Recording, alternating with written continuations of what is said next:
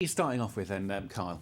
Well, Stuart, as we know, a number of commodities that are globally traded, they're actually regulated. There's not a big problem with that. But arms sales, I was surprised to read in The Independent, are largely not regulated at all. And there are a number of treaties that lobbyists have been hoping would come into play. Today might be the day. It's the first day of a global conference on arms trade in New York. It begins today. It will go for a month.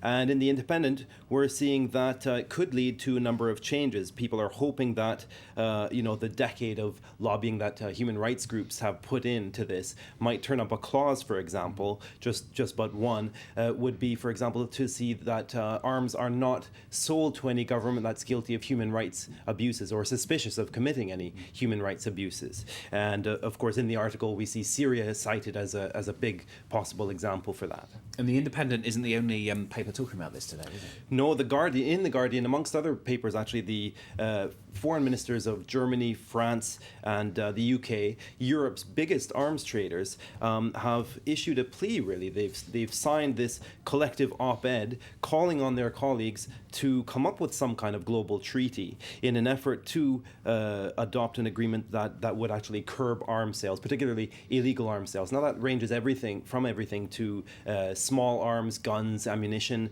right up to explosives, tanks, and the rest of it. Okay. Well, now, I've got a question for you, in fact. Why should the UK drag the European albatross around its neck any longer? It's not my question, it's not Carl's question. In fact, it's the question in the Express today, isn't it? Yes, well, that's actually the Prime Minister. He was called upon by his Conservative colleagues to come up with some kind of referendum. If not now, then at least before the next election.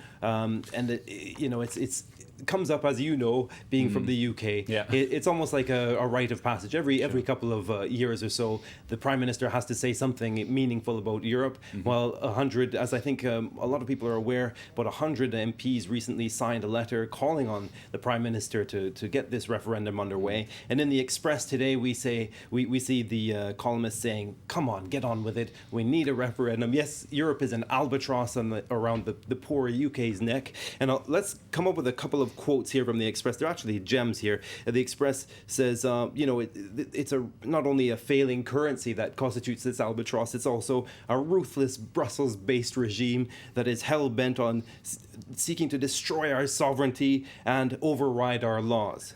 And if I could give you one more quote, because I just thought this was just such a superb article, it goes on to say, and it wants to drain money from the British taxpayers like a vampire gorging on blood. It's good to get a good balanced perspective, isn't it, Carl? Indeed. Yeah, particularly at this time of day. Yes. An amusing one now. Continental taxi drivers taking travellers for a bit of a ride. Ah, yes. So this was a study commissioned by the Automobile Association in the UK, and it found that there were a number of problems ranging from high fares to high speeds. Now, rattle through a couple of examples. Rotterdam, a passenger wanted to pay with a credit card. The driver swore at him, did a U-turn, and bolted for the nearest cash point. Hamburg, the driver did about 92 kilometers an hour in a 50 zone. In Lisbon, similar speeds combined with running red lights and ignoring pedestrians and cyclists.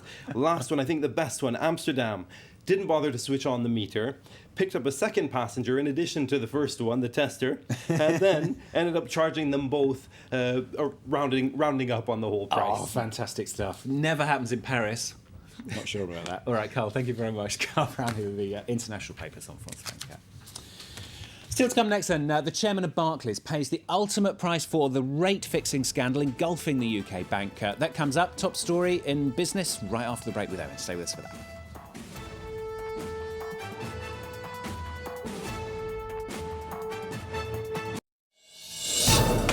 Every week, France 24 brings you all the latest news from the world of sailing and water sports.